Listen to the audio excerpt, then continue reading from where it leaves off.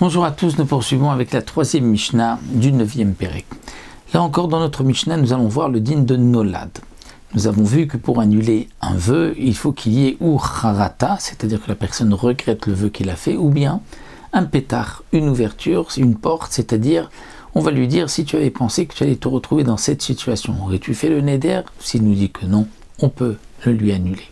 Seulement nous avons vu que si c'était une situation qui ne pouvait pas être facilement envisageable, qui est nolad, c'est-à-dire quelque chose de nouveau, qui est né, qui n'était pas prévu, là nous avons vu la marloquette entre Rabbi Eliezer et les Chachamim. Est-ce qu'on peut l'iftoar, donc proposer comme pétard le nolad? Par exemple, si quelqu'un s'est interdit de profiter de Réhouven et que Réhouven est devenu ensuite Talmid Chacham, maintenant il a besoin de lui. On va lui dire, si tu avais su que cet homme-là allait devenir un Talmid Chacham, aurais-tu fait le neder? Alors, il va nous dire bien sûr que non. Pour Rabbi Eliezer, c'est suffisant. Les Chachamim disent que non. Pourquoi? Parce qu'étant donné que c'est quelque chose qui n'était pas si fréquent, qui n'était pas à prévoir, donc on pense qu'au moment du neder, il aurait fait le neder, puisqu'il aurait dit il y a peu de chances qu'il soit Talmid Chacham. Ici, la Mishnah continue avec un enseignement de Rabbi Meir. Rabbi Meir omer Shvarim she'en kenolad ve'en kenolad. Il y a des choses qui sont comme nolad, qui ressemblent, mais qui n'ont pas le din de nolad. Ve'en chachamim modinum, les chachamim ne sont pas d'accord et considèrent que ça aussi c'est nolad. Ketzat, comment?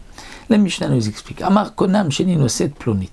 Quelqu'un qui dit, je m'interdis, donc il fait un éder, de ne pas se marier avec Madame Untel. Il ne veut pas se marier avec elle.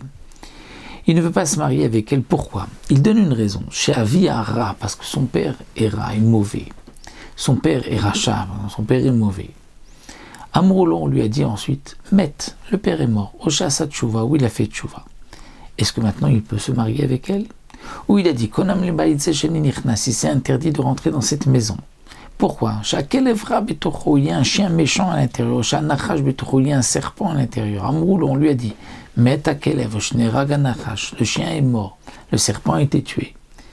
Donc là, c'était une situation qui ne pouvait pas imaginer que le père allait mourir ou allait faire teshuva, ou que le chien allait mourir ou que le serpent allait être tué. Est-ce que dans ce cas-là c'est bon ou pas? Mais il dit oui, enan kenolad, ce n'est pas comme nolad. Mais les Chachamim ne sont pas d'accord. Les Chachamim considèrent que c'est aussi nolad.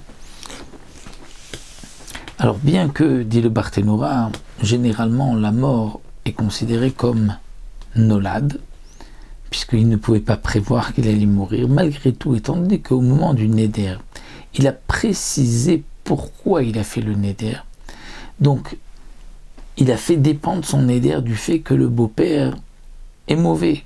Donc c'est comme s'il avait dit, mon neder c'est tant que le père est vivant. Et donc c'est pour cela que ça ne s'appelle pas nolad. Mais précise le Barthénora, ce n'est pas une condition. Il n'a pas fait vraiment une condition où il a dit je m'interdis cette femme tant que son père est vivant. Donc c'est pour cela qu'il fera quand même une atara. Le Barthénora rapporte que d'après le Yerushalmi, ici la atara n'est pas nécessaire puisque c'est comme s'il a dit je m'interdis tant que le père est vivant. En tout cas, nous avons vu ici une autre marloquette donc entre Rabbi Meir et les Chachamim. Est-ce que ceci est considéré comme nolad ou pas, étant donné que il a donné dans son éder, il avait donné la raison. Peut-être que là, c'est différent, étant donné que le père est décédé ou qu'il a fait teshuva, comme nous l'avons vu.